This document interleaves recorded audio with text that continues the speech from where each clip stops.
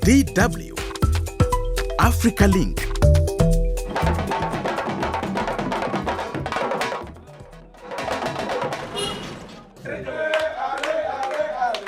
We have our jobs here. We only go watch the World Cup, bring our culture, support our team, and get back here. They are winners, but there is so... Yeah! They are winners! They are winners! Senegal!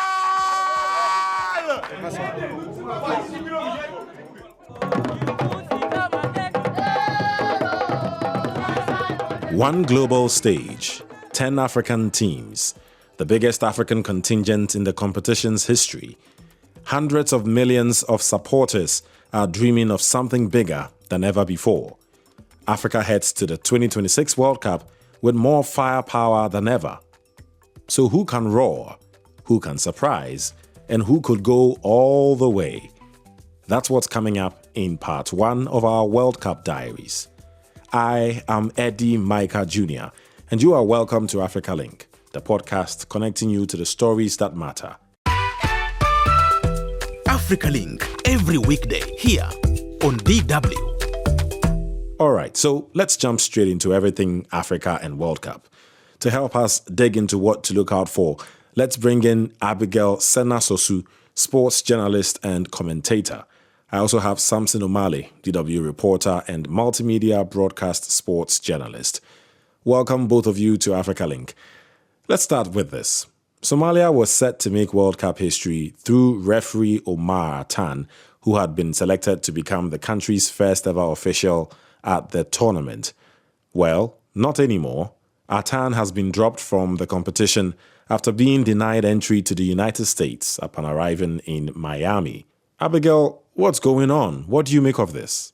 Thank you for having me. I'm sure it's going to be an interesting conversation, but it just tells how Africa is still viewed in the eyes of a lot of people. But for one of our best officiating officials from last year to be denied entry into US by Customs and Border Protection, it's something that really baffles me. This tells you that Omale Atan is not a referee that one can say this is the first time he's traveling or he doesn't know the protocols and he has to travel and all of that. But I think that sometimes we need to make certain exceptions. He's not going in there for fun or just for sightseeing. He's going to work towards the greater good that we've all looked forward to. I think that whatever protocol or problems he might have gone through during those checks could have been curtailed, could have been solved than getting into the public eye. I think it's a dent on Africa in our game. And for officiating officials, I think they just don't have to go through this. He's the first person coming out of Somalia in this capacity, going out there to shine his light for himself, for his country, and for Africa at large. And I think that he might have gone through a very rigorous selection process to be a part of the officiating officials. And some of these background checks would have been done even before he be announced as a part of the officiating officials for the World Cup. So it's a little interesting, sad. It just baffles me. We don't really have details into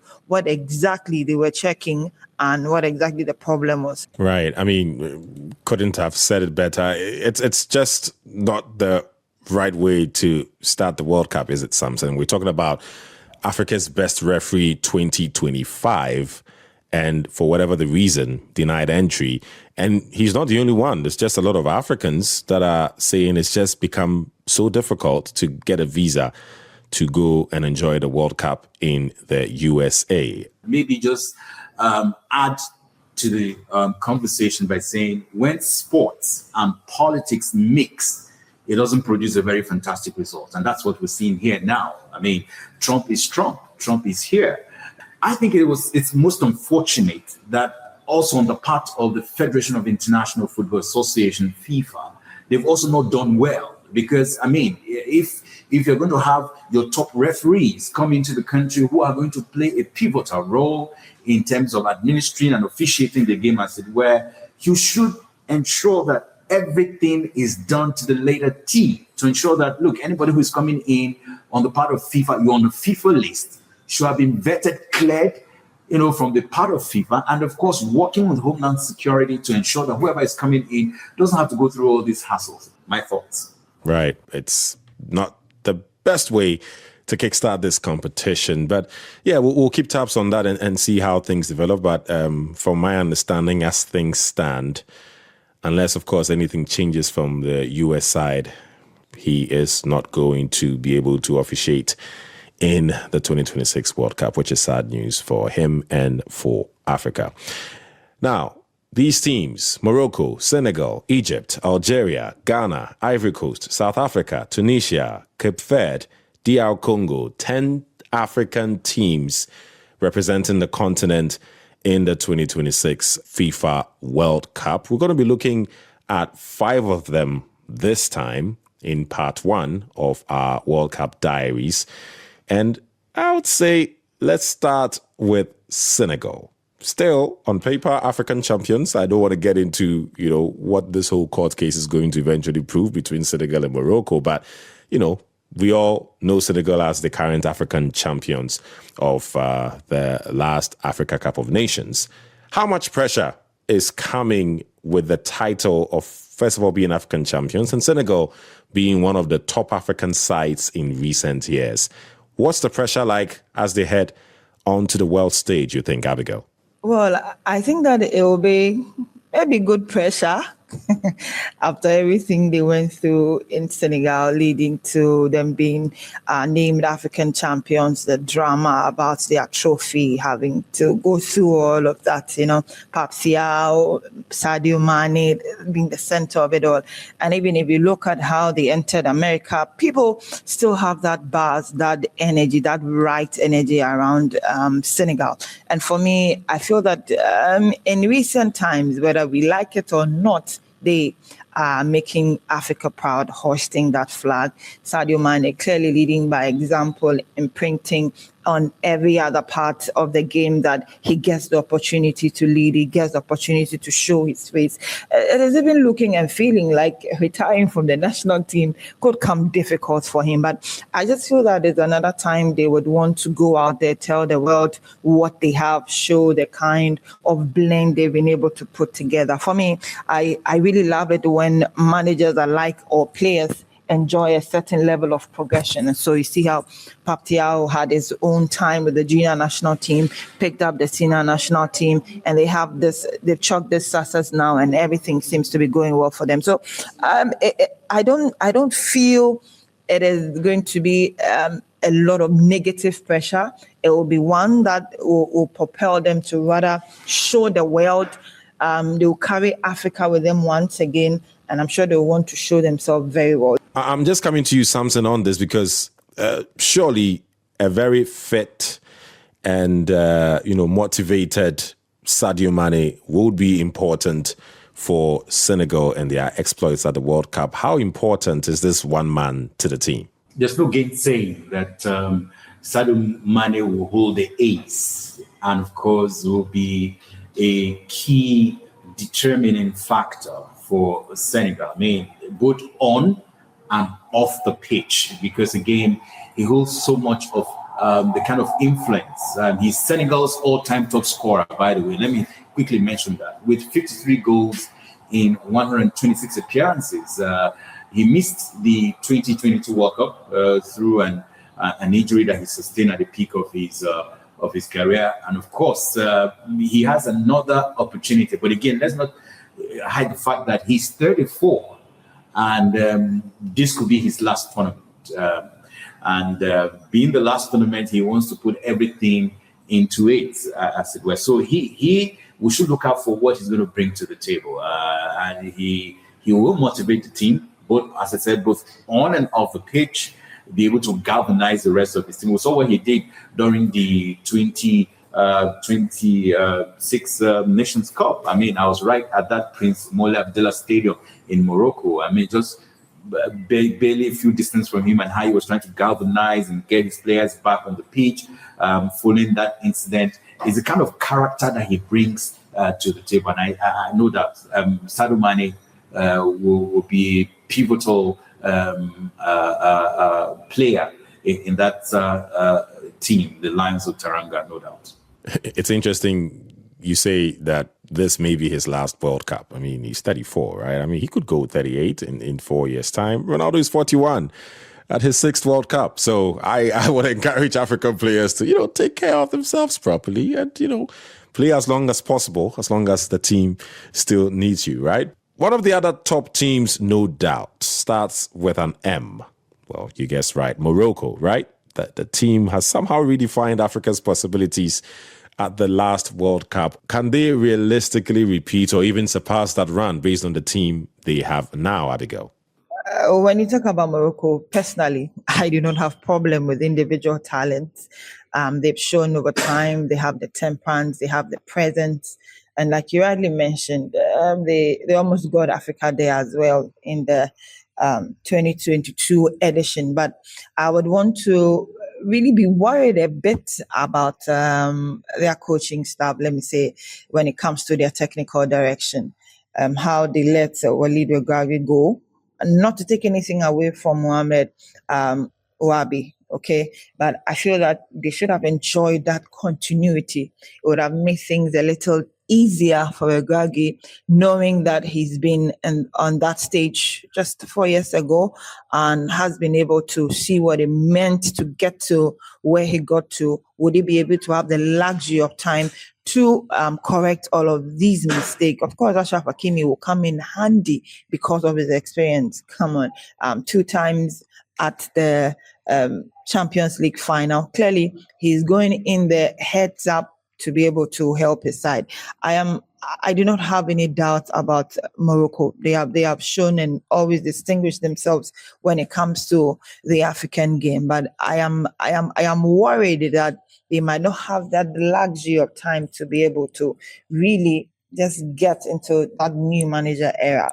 Footballers can do anything at any time. You can get that bounce at any time. It can happen. So for me, I will bank on a lot of individual exposure and experience, hoping to be able to blend that new faces that they are having in there. Not outrageous number though, but I want that perfect blend, and it's looking like something that is running through all of our African representatives. We're trying so hard to blend the new, I don't want to say old, the experienced in there to be able to churn out good responses from all of their games, especially knowing that you get to play around of 32. This is a larger number, and so if you put in a little effort, you can get to the next round. I want to see how they'll be able to blend it under the new manager, who should be able to give them that boost to be able to go out there and perform, and how they will be able to put everything above AFCON behind them and go forward and then just play and represent the African continent and do well. I have a certain level of trust when it comes to Morocco. I think it's a fair point to put your money on Morocco, isn't it, Samson? I mean, I'm just wondering what would even count as success for Morocco this time around after raising expectations so high. What do you think? Sure. The expectations, it should be measured, if you ask me. I mean, look at the group they are in. They're in Group C, where you have the likes of Brazil, Scotland, and Haiti. You may say for Haiti and possibly Scotland, there may not be too much of a hassle. But for Morocco in Group C, they face a massive test against Brazil. And but with this sports quality, I think that the Atlas Lions can advance to the next group. Of course, whether a new untested coach can replicate what Regragui did in 2022 is a different question altogether. But again, so far, they appear to be the most confident team for any African. I mean, going into the World Cup.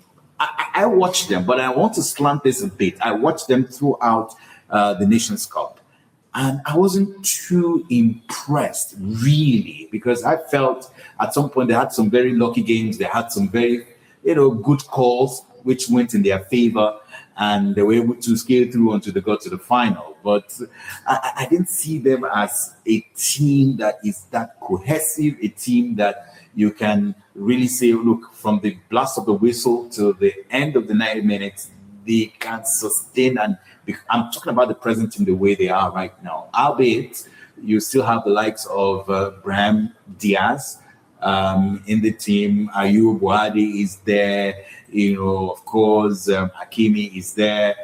You think that they'll be able to, put some things together. But with against Brazil, that game will give us some insight into how far Morocco may likely progress in this tournament. Well, we'll see how it plays out in the World Cup. Abigail, this is very close to your heart. That obviously means I'm going to be talking about the Black Stars of Ghana. Mentioning them brings some sort of emotions out, also quite some drama, right? I mean, what can we expect from Ghana? I mean, 7 friendlies or so played, no win.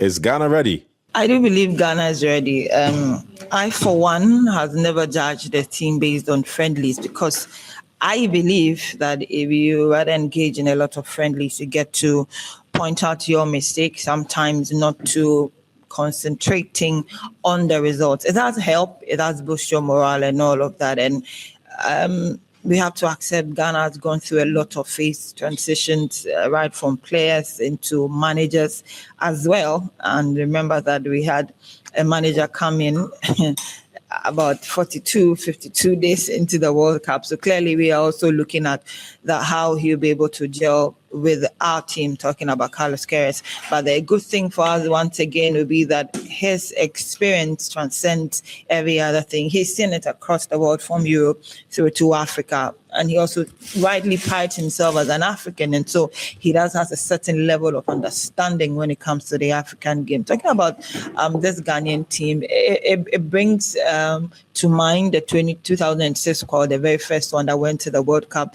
There were a lot of doubts. There were down moments, asking questions about the quality and all of that. But I feel that Ghana is fast becoming a country that performs when there's a lot more hunger, when the applause are not really high. They would want to go out there and show. It is a gradual process. Would they be ready in time? That is a very huge question we are all gambling on and hoping that before 17th June, they should be able to go out there and get the results that we do want. But I feel that in the last days, we've seen some new energies, but I still want to bank my money on Ghana because going there for the 5th time should tell a story and should be able to stand out of the lot. Thanks, Abigail. Well, look, Samson, Abigail is still, banking her money on the Black Stars of Ghana. I don't know about you. Quick reminder, Samson Omale is from Nigeria. Nigeria is not at the World Cup. Samson, this is not intentional, right? Just stating the facts that Nigeria is not at the World Cup. And considering that Nigerians support Ghana, I would assume you have your money on Ghana too, right, Samson? I know where this is going. This is combined force against the Nigerian, but it's fair enough, man. That's fair enough. I mean, it's good to be quite optimistic, really. I share in the patriotism of Abigail. Her analysis is quite on point. But again, you don't want to go into the World Cup having many troubles and fighting many demons from different sides of your team, especially having to let the coach go barely 78 days to the World Cup. And of course, preparations. And just as you rightly pointed out, they've not done so well with the friendlies. Yes, friendlies may not be an appropriate,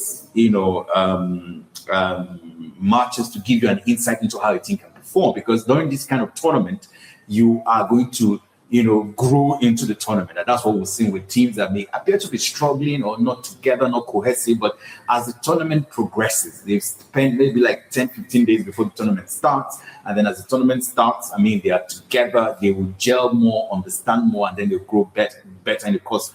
Clearly, vote of no confidence from your side to Ghana. But don't worry. Abigail says Ghana will make Nigeria and the rest of Africa proud. So we'll have to wait and see. Tough group, no doubt. Let's see what Ghana does. Egypt has Mohamed Salah. Not the best season with Liverpool last season.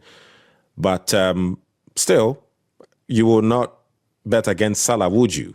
How complete is the Egyptian side, though, taking Salah out, Abigail? The last Africa Cup of Nations that I watched, I didn't really feel the impact, but for dashing moments where he stands out, get a goal stand and all of that, he didn't appear to be holding the team together like you feel setting Sadio Mane with Senegal standing tall, showing his face and making sure it does happen. And like you rightly said, not the best of season in Europe getting into Africa, but it's always been a different ball game when it comes to the continent and how some of these star players do show up and also drive their countries. A lot to be expected of him, and he knows it, that this is not the time to disappoint once again. This is not the time that he should be able to disappoint himself and Egypt. He would have to carry Omar Mamouche along with him, make sure that there's a very good account that will give themselves with all of those promising talents up front for Egypt. And so they do have a very good blend as well. Osama San also is too experienced when it comes to the game, who is now a manager, to also let Africa down. Belgium, New Zealand in their group, and Iran, on paper, shouldn't be too much for them to not scale through their Group G. But this is football. Anything can happen. Right. Well, the jury is out. Will Mohamed Salah show up at the World Cup? Only time will tell. Samson, what needs to change, if anything at all, from your perspective, for Egypt to go further in the tournament? Don't put a lot of your hope on Mohamed Salah, if you ask me. You do that at your peril. He's barely coming out of injury, and working the team around him may likely not give you the kind of results you will want. I mean, we watched him at the last African Cup of Nations, and of course, after he got back to Liverpool, and he's been struggling of late, and age is not pretty much on his side. But you look at Egypt again, one thing that they will have going for them is that historically, I mean, they were the first African nation to take part in this tournament. They are record 7-time continental champions, and they are hoping that this particular World Cup will be a bit different from what they've had in the past. But again, I'm looking at their group: Belgium, Iran, New Zealand. You would think that it would be something very easy, at least for them to go past New Zealand and Iran. And Belgium, you see Belgium and Egypt going through from Group G. But the point is that what then happens as the tournament progresses? If they must change anything, they must, again, bring that North African spirit in terms of that, very attacking, aggressive approach to football, if anything will change. Right. Another North African side in there, Tunisia. One would argue they've been quite consistent, disciplined, quite competitive in recent years. But somehow they've not found that breakthrough, have they? Or maybe it's just me. How strong is Tunisia ahead of the World Cup, Samson? Wow, Tunisia, I don't know. These 10 teams that made it to the World Cup, I mean, you can easily say which of them have got, something unique that you can put your money on. And for me, Tunisia is not one of those teams. They've qualified 5 times for the World Cup, if thereabout. And of course, they've never made it past the group stage. That's the story. And this time they are facing the likes of Netherlands, Japan, and Sweden. And you look at Japan, look at Sweden. I mean, look at what they've done in their qualifiers. I mean, it's there. But it's going to be a lot of work for Tunisia. Even some of their players. I mean, you begin to ask yourself, which is the standout player amongst the Carthage Eagles? And you begin to ask yourself, who will stand out really at the end of the day? And you may not be able to point out one specifically. So Tunisia, I don't see them going too far in this tournament. To be very candid with you, I don't see them doing so much in this World Cup. Many thanks to you, Abigail Sena, sports journalist and commentator, and Samson Omale, DW reporter and sports journalist. Get the stories that are shaping the continent here on Africa Link. Football fans from around the world have arrived with their tickets, their flags, and plenty of hope. For many, the World Cup is a chance to celebrate the game, share unforgettable moments, and connect with people. Let's hear from some of them. Well, we're going to LA. We're going to Los Angeles. We are getting with another family friend, and so their kids and our kid. It felt amazing, like the anticipation was killing me because it felt like, it was going kind of slow, but now we're here and I just feel like amazed and blessed that, the Paraguayan soccer team has my painting now. And that wraps up part 1 of the World Cup Diaries. Watch out for the next edition. We'll be looking at the 5 remaining African teams and what we can expect from them at the 2026 FIFA World Cup. Who's your money on? Let us know on Facebook at DW Africa. Listen to us on Spotify or wherever you get your podcasts. And subscribe to our DW Africa YouTube channel so you never miss an episode. This show was co-produced and edited by Isaac Mugabe. And I am Eddy Micah Jr. Thanks for listening.